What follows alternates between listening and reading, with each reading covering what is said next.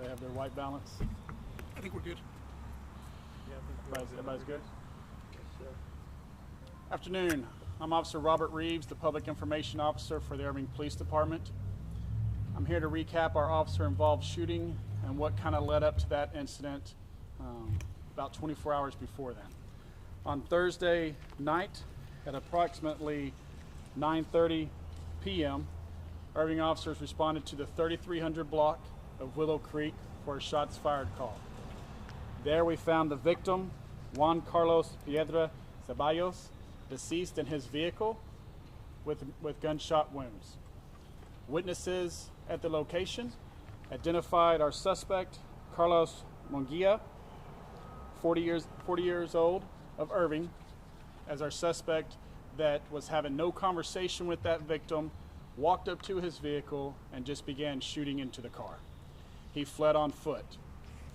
Carlos was in the area. We began searching that area after being told he fled on foot. We searched through the night into the early morning hours when our fugitive unit was activated and came in early Friday morning to assist in tracking down this armed and dangerous fugitive who had already showed the tendency and the ability to kill a person. Throughout the day, through investigative leads and investigations on trying to find Carlos, our fugitive unit believed that he was in the area of the 3300 block of West State Highway 183. Around 7:30 p.m. on Friday, May 12th, the 3 officers of our fugitive unit contacted Carlos in the grass area in about the 3300 block of West State Highway 183 near the Trinity Broadcasting Network. They challenged Carlos, giving him verbal commands to get on the ground. He turned, pulled his handgun out that was loaded, and pointed it at the officers, and those 3 officers did fire at the suspect.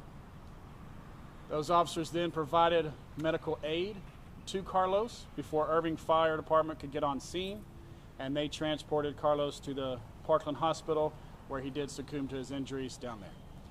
There were no Irving officers that were hurt in this incident. There was no continued threat to the public. We provided that update on Friday. This is obviously an officer-involved shooting. It's a process. This investigation takes a very long time to complete. Our investigators are going through that process, but we wanted to provide an update about our murder that occurred on Thursday night and the officer-involved shooting that occurred on Friday night. I will be having a Spanish here in a minute, but I'll go ahead and give some questions right now. What is the nature, you believe, so far of the initial interaction between these 2 men? So it's unknown. Unfortunately, the victim is deceased and our suspect is deceased, so we may not know exactly what provoked or caused that initial shooting for him to come down and confront him. But what witnesses said, it was that Carlos came out of his apartment, walked right up to the car. The windows were rolled up in that vehicle, said nothing, and just began shooting at the victim. So far, do the witnesses or families say these 2 men knew each other, or this was random? What the witnesses, there's no confirmation on that right now. That the investigators are working that. They're still investigating that murder, even though we are confident of who our suspect was who committed it. We're still investigating that murder to see if we can figure out why it might have occurred for that victim's family that is definitely wanting to know that. So they're going through and talking to witnesses, still interviews, and trying to put those pieces together. And then, of course, we ended up getting the officer-involved shooting Friday night. So there's another investigation now that's taken place as well. So our investigators are tied up on both of those incidences. If I can ask, like other departments with Irving PD, is there officer body cam to be released, or what is the process there if it exists? So the officers were wearing body camera footage. At this time, we're not releasing that. That may be released at a later date, but right now, it being so early, it's just we're not in a position to release it.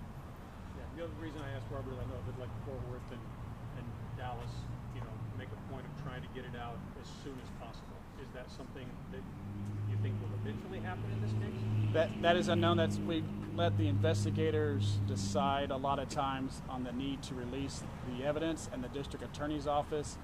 We consult with them to see if releasing that body footage is going to jeopardize any part of the investigation of the officer-involved shooting. We don't want to taint a grand jury that might see the video and come up with a conclusion one way or the other. So that's why we're not releasing anything at this time. Any other questions? But as you just, these were officers, and if you could say it in your words one more time, these are officers who were responding to a man raising a weapon at them? Oh, 100%. So they were in the area. These are our Fugitive Unit officers. They're highly trained and specialized in apprehensions. They approached the suspect. The suspect presented a firearm. That firearm was loaded, and he did point that at the officers before they actually engaged him. And you'll likely do it in a written release, but can you give us his full name again, your suspect? So the suspect's name is Carlos, last name Munguia, and he's 40 years of age, born in '82. Have you guys had any other run-ins with this particular suspect, or does he have a criminal history in Irving? So we do have a previous history with him in Irving where he has committed an assault by using a knife as a weapon in that assault, and he does have a criminal history out of Florida as well of narcotics and assaultive behavior. Can you answer once again how you knew that that was your suspect? Through witness testimony that witnessed him commit the shooting and the murder of the victim Thursday night.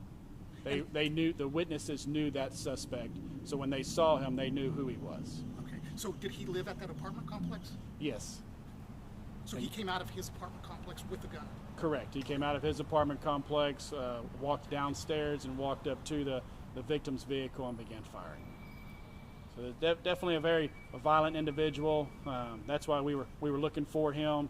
Our Fugitive Unit was trying to track him down. This is definitely someone we didn't want to just put a warrant out for and hope that we found him at a later date. He had already shown that his willingness to kill somebody. He still was known to have the weapon on his person, and that's why our officers were looking for him to protect the public. He was shot and killed. He was shot, and then he died after he was administered first aid at the hospital. Any other questions?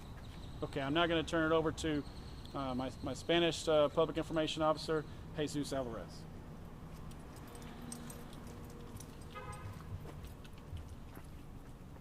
Buenas tardes, soy el oficial Álvarez de Relaciones Públicas con el Departamento de la Policía de Irving de la ciudad de Irving.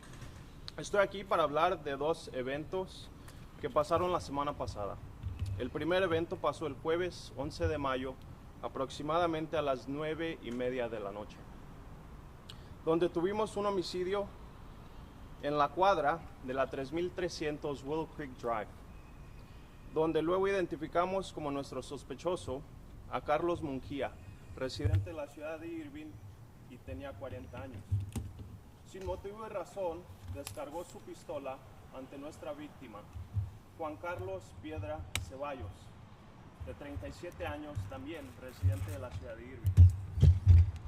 Uno de nuestros testigos nos contó que el sospechoso bajó de su apartamento y inmediatamente empezó a descargar contra Juan, que estaba